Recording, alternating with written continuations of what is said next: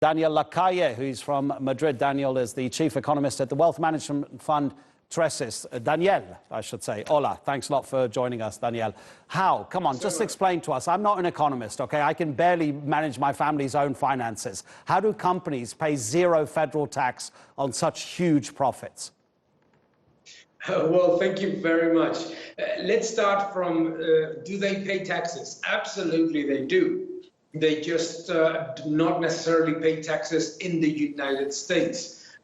Because this is the most important debate probably that exists right now in terms of how corporate giants should face their obligations with the IRS, with the Inland Revenue Service. It's basically the following. Most of these companies don't generate their added value in the United States despite being considered U.S. companies, and therefore what they do get is a tremendous amount of investment in the United States. So they make a lot of investment in the United States. For that they get tax rebates, and they pay most of their corporate tax in other countries in which their added value headquarters, where the technology is being generated, etc. There is a big debate right now in the OECD in which probably there might be some dialogue about how these companies should actually, in the new world, in the new technology world,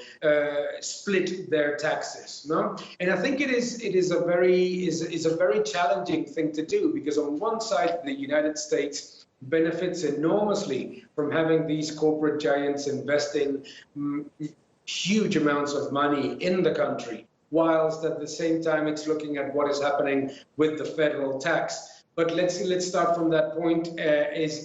We need to find a way in which these companies start to sort of spread out their corporate taxes into different regions, not necessarily according to where the added value is created, but maybe where the sales or where other elements are created. Okay, Daniel, look, I don't expect you to criticize the capitalist system. After all, you work for a wealth management company, okay? But what about the ethics of this? Because if you don't pay federal tax, that means that the government is not getting that money that it could then potentially spend on anything it wants, including welfare. But presumably, companies like Amazon, Google, Apple, Uber, all of these giants are paying lots of money on the profits they make to their shareholders. So the capitalist system is pushing money towards individuals who are shareholders. They might be big corporations that are shareholders, but those big corporations also have individual members. And it's taking money away from government resources. That's a simple fact, isn't it?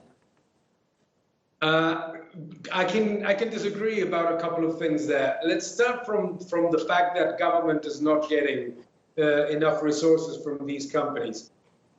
One of the things that, for example, the United States has received more than $300 billion in the last months has been because of the repatriation of capital from these companies into the United States that has been paying a tax on top of, that pays a tax. Also, obviously, the taxes that are paid on employment, investment, on property, etc., etc., etc. If we, in any way we look at it in the United States, these companies generate much more benefits to the government. Let's focus on that, to the government by being in the United States than being outside. The debate, however, has to be whether, how do we make the system of taxation on corporate taxes be more efficient? If we decided to make a unilateral move, like for example, some countries in the European Union have tried to do, what you end up doing is losing all of those benefits of investment, employment, property, capital repatriation, etc. Okay, Daniel, I'm sorry, we're running out of time. I'm so sorry, because, you know, when we go over time, the next presenter, Rachel Rubel, she gets particularly angry with me. Daniel, ha sido un gran placer, mucho gusto conocerte y gracias para tu participación. Y a ti, chao.